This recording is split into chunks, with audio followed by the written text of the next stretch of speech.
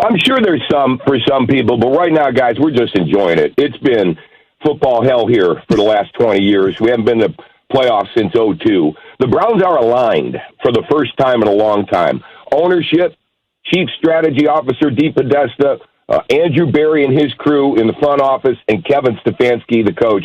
The players are buying in to what they're doing. And I heard you guys talking about trusting Baker Mayfield. Baker Mayfield's made the plays he's had to get to be 7-3. I know he's not Pat Mahomes, and I know there is a style point kind of thing to this that, the Browns don't win like a lot of the other NFL teams do. But if you've seen the weather here the last 3 weeks, they did what they had to do to win. So Cleveland's happy when the Browns are 7-3. Well, that's what I continue to keep telling the guys, Tony, is you win however you win, no matter what the case is. I think a lot of our concern, though, is when you become one-dimensional and there is no Chubb or there is no Hunt to rely on, and now you got to rely on Baker Mayfield getting the ball to guys like Landry. What happens at that point? How do the Browns feel at a confident level about making a strong playoff run out there?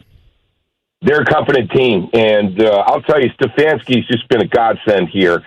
He has got this team believing in themselves. And guys, to the point about Baker, he had to play big in Cincinnati in that game about a month ago, and he led a drive at the end of the game with 40 seconds left to win that thing against Joe Burrow. So we've seen him do it in the past. He just hasn't been asked to do it in the last 3 weeks. He's also learning third year in a new offense for him. He's been in the league 3 years. He's had 3 different offenses, and it was during a 2020 global pandemic without preseason and everything else. So, yeah, I think the jury's still out as far as Baker goes, but the Browns are confident they can run it on anybody.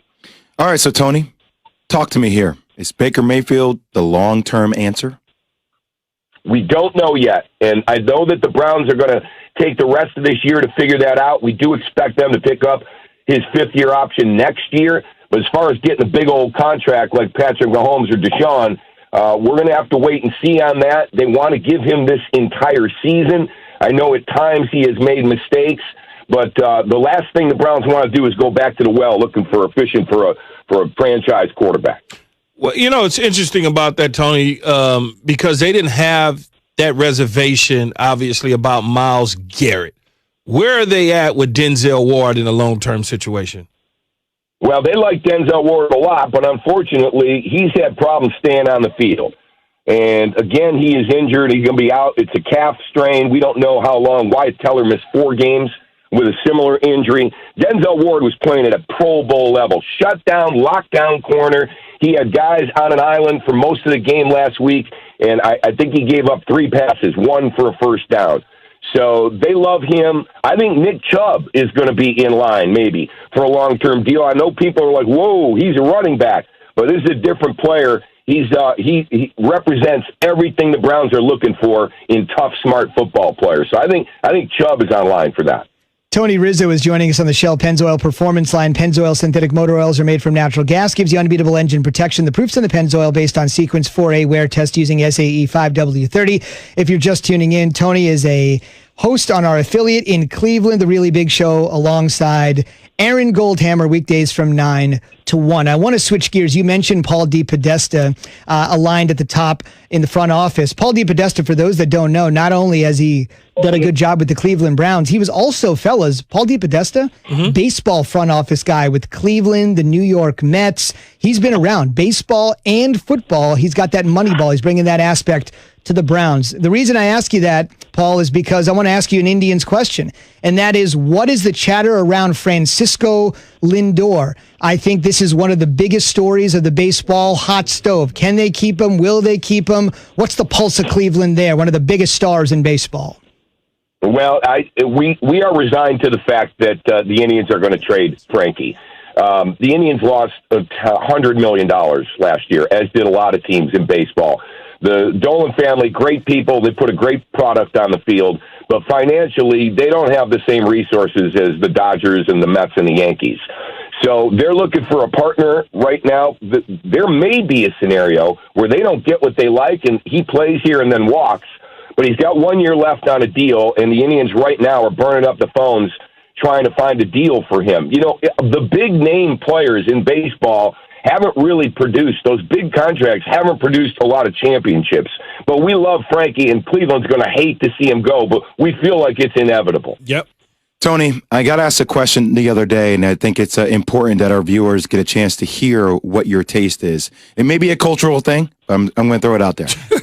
Are you a sweet potato guy, or are you a pumpkin pie kind of guy? Sweet potato pie or pumpkin pie? Serious question. Yes. Which one? Yes. You had to choose one. Yes. Which one? I'll go sweet potato pie because of the holiday, but pumpkin's good. I think I'm burned out on pumpkin, man.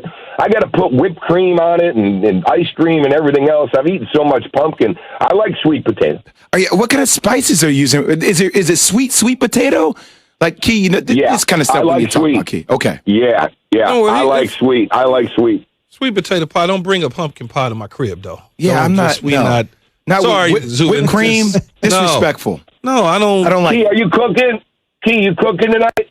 I'm starting. I was telling Jay I'm going to start about 3 a.m., 4 a.m. in the morning. Yeah, I'm getting down. I'll be in there, you know. Hopefully I don't fall asleep.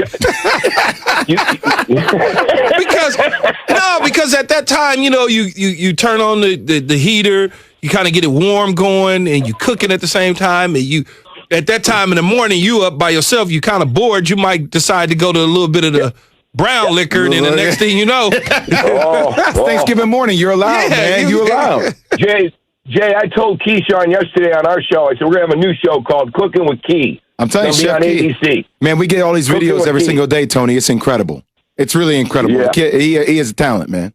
No question. Hey, Tony, have a great show today. Enjoy the ride here with the Browns.